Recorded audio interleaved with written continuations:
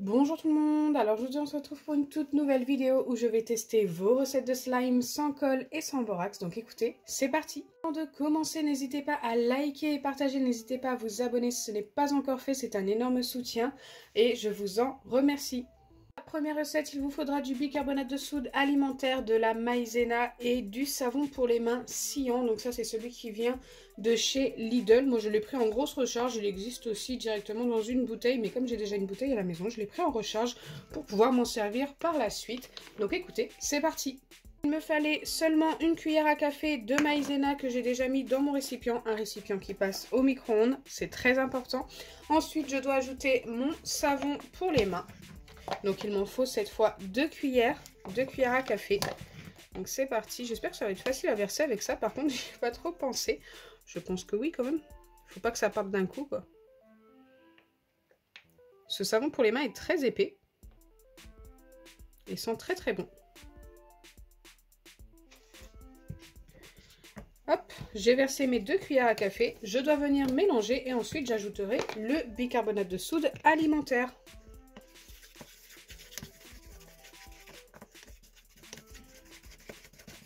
Donc je mélange bien pour pas qu'il y ait trop de grumeaux.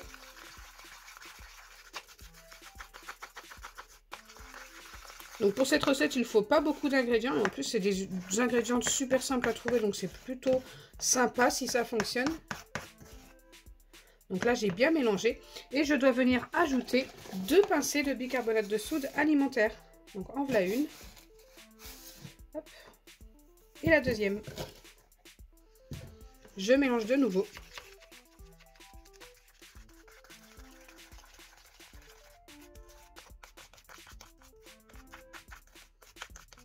Donc là, je pense être pas mal.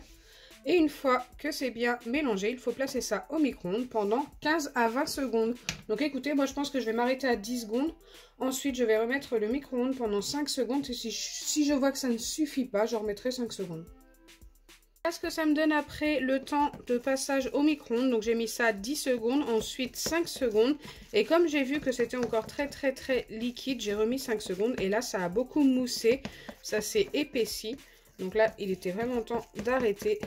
Je pense que ça dépend vraiment des micro-ondes, de la façon dont ils chauffent et tout, de la température dans laquelle vous les mettez. Moi, le mien, il était quand même à 750 degrés. Donc faites très attention, c'est très chaud. Maintenant que j'ai bien remélangé tout ça, il faut tout simplement patienter, attendre que ça refroidisse et voir si on a obtenu notre slime. Pendant ce temps, je vais tester la deuxième recette. Deuxième recette, il vous faut du dentifrice, alors de n'importe quelle marque, il faut juste que ce soit du dentifrice en pâte, du masque peel-off et du bicarbonate de soude alimentaire. Directement dans un récipient, je viens ajouter une cuillère à café de masque peel-off. Il est très beau ce masque peel-off. Masque peel-off de chez Action d'ailleurs. Pour ceux qui n'ont pas vu la vidéo, je les ai testés et il fonctionne très bien avec de l'acide borique.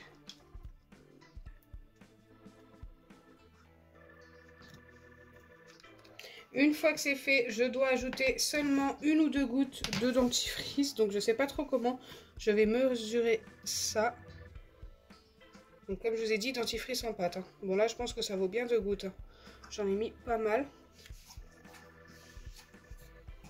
Donc je mélange déjà ces 2 ingrédients.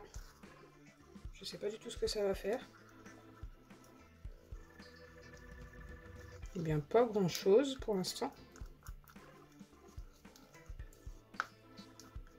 Ça reste très épais, donc ça c'est plutôt cool. Et je dois venir ajouter du bicarbonate de soude alimentaire, 5 pincées cette fois. Ça fait beaucoup pour le peu qu'il y a dans le récipient. Mais écoutez, je suis la recette. Et voilà, la 5e. Je remélange. Donc il était indiqué qu'il fallait mélanger pendant une bonne minute. C'est ce que je vais faire.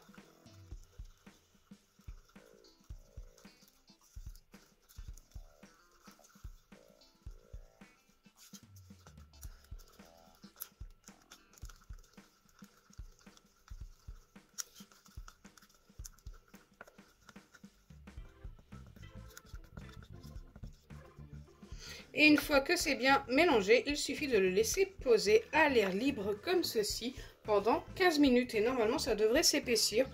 Écoutez, je suis assez sceptique, mais on ne sait jamais, j'ai déjà eu de bonnes surprises avec vous, avec vos recettes de slime. Bon, si ça a fonctionné, par contre, ce sera tout petit, hein.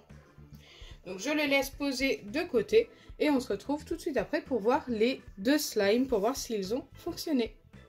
Donc me revoilà après le temps de pause pour les deux recettes et nous allons vérifier la première qui a eu largement le temps de refroidir. J'espère que ça a fonctionné. Donc écoutez, on va essayer d'attraper la pâte déjà pour voir ce qu'il en est.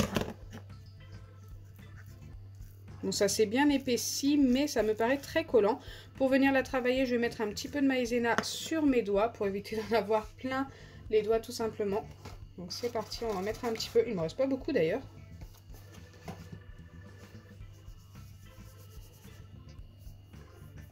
Donc ça, c'est la petite technique que j'utilise très régulièrement pour éviter de m'en mettre partout. Mais des fois, ça colle quand même.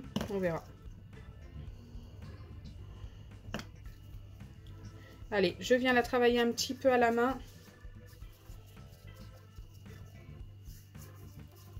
Pour l'instant, elle ne colle pas parce que j'ai de la maïzena sur les doigts. Mais je pense qu'à un moment donné, elle va recoller.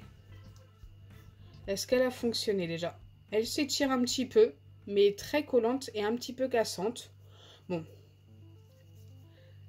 Là, elle recolle. Je vais remettre un petit peu de maïzena pour plus qu'elle ne colle, justement. N'hésitez pas à faire cette étape hein, si vous testez la recette. C'est très important pour pouvoir avoir un slime facile à malaxer. Là, ça s'étire quand même un petit peu, donc je vais la valider. Mais par contre, je ne vais pas lui donner une note extraordinaire sur 10. Je vais lui donner un 6 sur 10. Je pense que je ne peux pas donner beaucoup plus. C'est quand même une bonne recette à tester, pourquoi pas. Allez, on va passer à la deuxième recette à vérifier, donc c'est-à-dire celle-ci. Allez, c'est parti pour la vérification de cette recette qui me paraît beaucoup trop collante cette fois-ci. On verra. Donc pour celle-ci, ça sert à rien d'ajouter de la maïzena. Écoutez, ça s'étire mais ça colle énormément, donc celle-ci, je vais également la valider, mais je ne vais pas pouvoir lui donner plus qu'un 4 sur 10. Parce que là, c'est encore pire que celle de tout à l'heure. Regardez, ça reste vraiment collé au doigt. Peut-être qu'il faut la laisser poser plus longtemps. Pourquoi pas un bon petit 2 ou 3 heures. Mais là, comme ça, je ne peux pas donner plus que 4 sur 10. Donc vous l'aurez compris, j'ai les deux recettes qui ont fonctionné, mais une très timidement, celle-ci, franchement... je vous recommande plus celle-ci, elle fonctionne quand même mieux. Celle-ci est très collante. N'hésitez pas à les tester, à me dire en commentaire ce que vous en avez pensé. J'espère sincèrement que ma vidéo vous aura plu. Si c'est le cas, n'oubliez pas les pouces bleus, partagez et abonnez-vous. Bisous les amis!